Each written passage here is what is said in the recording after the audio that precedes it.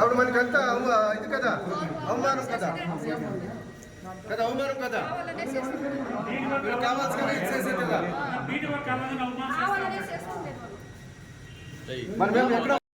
நாராயணசாமி பேசுறேன்.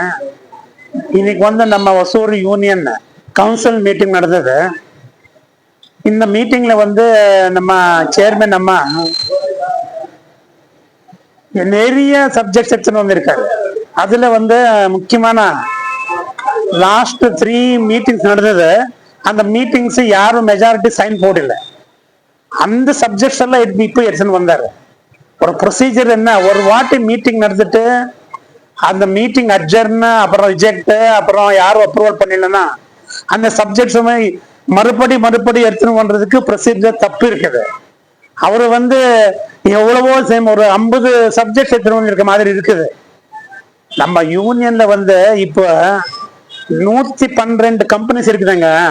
அந்த companies tax வந்தானா நம்மளுக்கு எவ்வளவோ கோடி கணக்கில் டாக்ஸ் வருது. அதெல்லாம் விட்டுட்டு சேர்மன் நம்ம அதெல்லாம் ஒன்னும் வசூல் பண்ணல. 5 வருஷம் சும்மா உட்கார்றது போறது. அவரு ஹஸ்பண்ட் இங்க உட்கார்றது, டெய்லி கான்ட்ராக்ஷன் கூப்பிடுறது, அப்புறம் இப்ப கம்பெனிக்காரன் கூப்பிடுறது, அவர் வேற பண்றது. இந்த மாதிரி நிறைய அராஜகமே ஆயிடுச்சு. என்ன டெவலப்மெண்ட்ஸ் வேணும், என்ன ஒர்க்ஸ் இருக்குது, என்ன ஒர்க்ஸ் கம்ப்ளீட்டா இருக்குது, என்ன ஒர்க்ஸ் மத்தியத்திலே கம்ப்ளீட்டாக இருக்குது, அதெல்லாம் பார்த்து ஒர்க்ஸ் பார்க்கணும், டெவலப்மெண்ட் பண்ணுவோம். டெவலப்மெண்ட்ஸே இல்ல போயிடுச்சு. நம்ம 5 வருஷம் யூனியன், இது லாஸ்ட் மீட்டிங்ல கூட இந்த மாதிரி பண்ணிட்டு இருக்காரு. நாங்க ஒரு வைஸ் சேர்மன் 5 வருஷம் மேட்ல உட்கார்ந்து நானும் மீட்டிங் நடத்தினது. இந்த சமயத்துல அந்த சேரே எடுத்து சொல்லியிருக்காரு சேர்மன். நம்ம பாருங்க, சரியா? அது எந்த மாதிரி சரி, நீங்களே யோசனை பண்ணுங்க.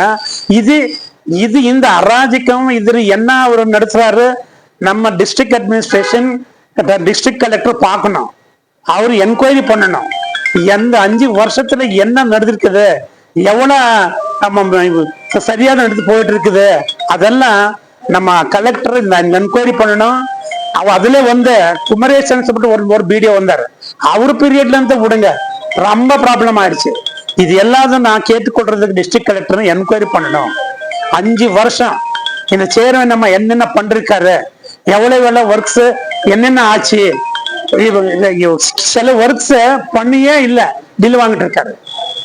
அந்த மாதிரி நடத்தும் போது நாங்க டிஸ்ட்ரிக்ட் கலெக்டர் கேட்டுக்கொள்றேன், தயவு செய்து 5 வருஷம் என்ன நடந்திருக்குது அந்த விஷயத்துல என்கொயரி பண்ணணும். இப்ப கூட நாங்க யாரும் கையெழுத்து போடல. 9 பேர் 16 பேர் கவுன்சிலர்ஸ் இருக்காரு. 16 பேர்ல 9 பேர் கையெழுத்தே போடல தீர்மானத்துக்கு. அட்டெண்டன்ஸ் மட்டும் கையெழுத்து போட்டிருக்குது. இந்த மாதிரி நடத்திருக்குது. அவரும் பிடிஓ அவர் சேர்மன் 2 பேர் சேர்ந்து இப்ப கண்டினியூ பண்ணிட்டு இருக்காரு மீட்டிங். அது எவ்வளவு பாதிக்க பண்றாரு, அது ரூல்ஸ் இருக்குதா, அவகாசம் இருக்குதா, யோசனை பண்ணணும். பண்றேன், இது எல்லாத்தையும் என்கொயரி பண்ணணும். 5 வருஷம் தான் இந்த அம்மா என்ன பண்றாரு, அதெல்லாம் என்கொயரி பண்ணு சொல்லிட்டு நீங்கள் மூலமா ரிக்வெஸ்ட் பண்ண. நீங்க இப்போ அவங்க தீர்மானம் எதுவுமே போட விடாம பார்ட்டி முக்கியம் அல்ல, இங்க நம்ம டெவலப்மெண்ட் முக்கியம். நான் அதிமுக இருக்கல, திமுக இருக்கிற அதுவும் அல்ல. எது சரியா சொல்லணும், இது சரியில்லை சொல்றது தப்பு என்ன? நம்ம பார்ட்டிக்கார இருக்கட்டும், அதுவா நம்ம பார்ட்டிக்கார இல்லாத இருக்கட்டும், எது சரியில்லை அது சொல்றது தப்பே கிடையாது. நான் அவர் சொல்றது சரியில்லைன்னு சொல்றேன்.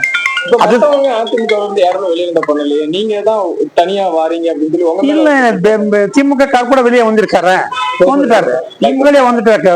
பாய்காட் பண்ணி வந்துட்டு இருக்காரு. 9 பேர் நான் வந்துட்டாங்க. நாங்க கூட அவரும் வந்தாரு. நம்ம கவுன்சிலர் கூட உமா நடக்கிறாரு. 7 மந்தி அவர் இருக்கிறது. 16 மந்தில மெஜாரிட்டி இல்லாத நடக்க போறாரு. என்ன பண்றது? அதுக்குதான் நான் டிஸ்ட்ரிக்ட் அட்மினிஸ்ட்ரேஷன் என்கொயரி பண்ணும் சொல்றது.